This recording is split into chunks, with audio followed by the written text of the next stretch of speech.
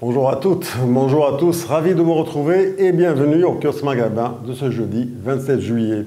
On commence notre tournée par l'Algérie qui abriterait environ 4500 millionnaires en dollars selon les chiffres du nouveau rapport 2017 établi par la banque mauricienne Afrasia Bank révèle tout sur l'Algérie. Ce nombre de millionnaires place l'Algérie à la 7e position en Afrique, juste derrière le Maroc avec 4600 millionnaires, l'Égypte qui en compte 18 100 ou encore l'Afrique du Sud avec 2130 millionnaires, poursuit tout sur l'Algérie.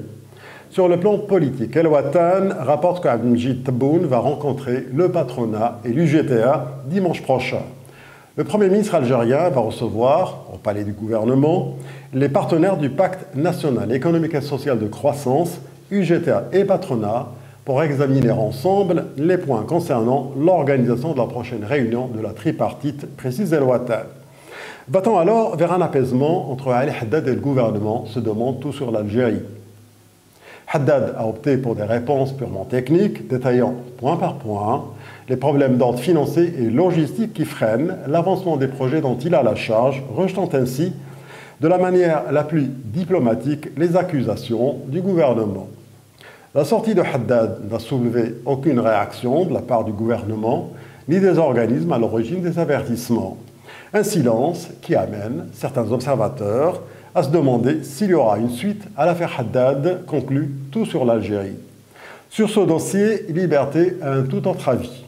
D'après le quotidien algérois, un groupe influent au sein du Forum des chefs d'entreprise a engagé des consultations avec d'anciens membres de l'organisation en vue de pousser le président du forum vers la sortie. Le mécontentement commence donc à gagner du terrain au sein du forum des chefs d'entreprise. Les patrons, en colère, reprochent à Ali Haddad de ne pas les avoir consultés avant de répondre au Premier ministre, mais aussi les multiples mises en demeure adressées au groupe dont le patron n'est autre que le président du FCE. L'importance des marchés décrochés et les retards enregistrés dans les chantiers ne donnent pas une bonne image du forum, résume Liberté. En Tunisie, c'est l'économie qui fait l'actualité. Selon le quotidien La Presse, la monnaie tunisienne est toujours sous pression. Les réserves en devises ne couvrent plus que 98 jours d'importation, alors que le seuil de sécurité est fixé à 110 jours. Si, dans les jours à venir, il y a une demande soutenue de devises de référence, l'euro et le dollar, le pays serait alors dans l'incapacité de satisfaire cette demande, étant donné la faiblesse du socle de réserve en devises, explique la presse. Tourisme à présent, la levée des restrictions de voyage en Tunisie décidée par la Grande-Bretagne est favorablement accueillie par les professionnels du tourisme tunisien, affirme Capitalis. Les professionnels tunisiens du tourisme qui veulent relancer le marché britannique sur la destination tunisienne estiment que cette décision aura des impacts positifs sur l'ensemble du marché européen de voyage, ajoute Capitalis. D'ailleurs, le célèbre tour opérateur britannique Thomas Cook va reprendre son activité en Tunisie. D'après Business News, la reprise des voyages organisés du tour opérateur est prévue pour le printemps 2018.